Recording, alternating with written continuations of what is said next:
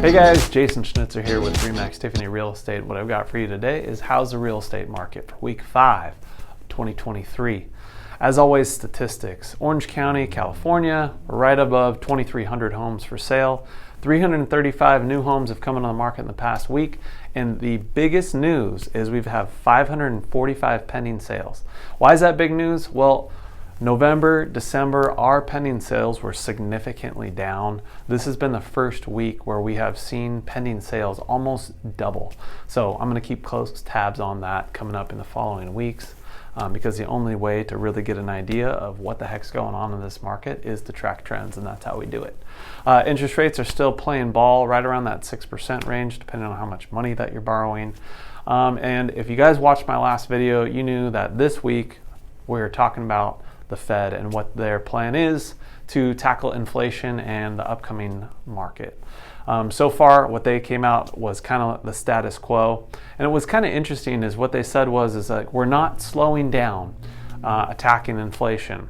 However, 2022, for the majority of the year, they increased rates by 0.75% every time.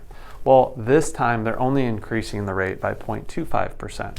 So it kind of didn't make sense to me when they said they're not slowing down, they're still attacking it. Technically they did slow down. They are slowing down to just 0.25% now.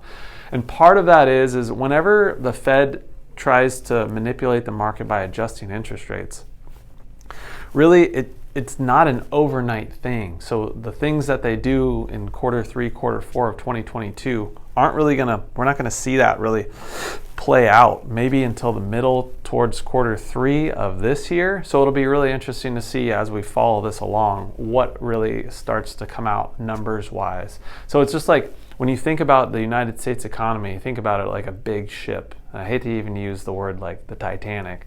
When you make an adjustment, when you make a steering adjustment, it just doesn't turn on a dime.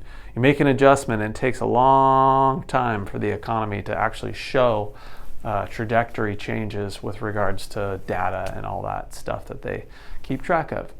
So what does this mean for you as a buyer or seller in the market? Well, what we're seeing as far as from the buyer side of things is a little bit of uncertainty. I say a little bit of uncertainty just because, like I said, with pending sales, man, we've had the most houses sold this week as we have in the last 3, maybe even 4 months, which is pretty crazy. The recession talk. Most buyers don't want to buy and feel like they're the sucker that bought at the wrong time. So there is a lot of psychology that goes into that. On the selling side of things, we still have really low inventory. So even though prices have settled down, there's still a lot of competition out there with regards to there's just not that many houses. And the biggest thing that I'd say is the takeaway that a lot of people aren't talking about right now is just the fact that the federal government is no longer at all buying mortgage-backed securities. In fact, they're selling some of their balance sheet off. And if you don't know what I'm talking about, basically quantitative easing is what I'm talking about. And same thing happened back in 2009, 2010. That happened basically in 2020 is when lenders make a loan at 2.5%, when the government was buying mortgage-backed securities, they had a guaranteed buyer for that loan. Well, now we're back to a competitive marketplace. In other words, there's not just people out there that are if you make a loan at 2.5%, somebody's gonna buy that and hold on to it for 30 years. It's gonna be a lot more competitive.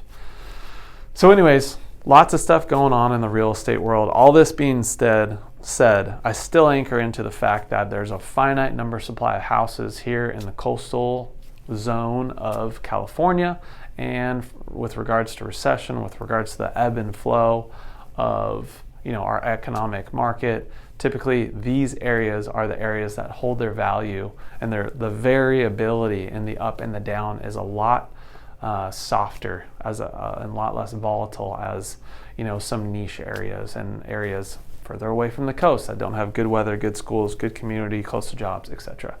So if you're curious what is happening with the 2023 market and how your real estate portfolio stacks up, please feel free to reach out for free real estate consulting. DM me, give us a call, or shoot us an email. Happy to meet with you guys. As always, thanks for watching. Catch you next time.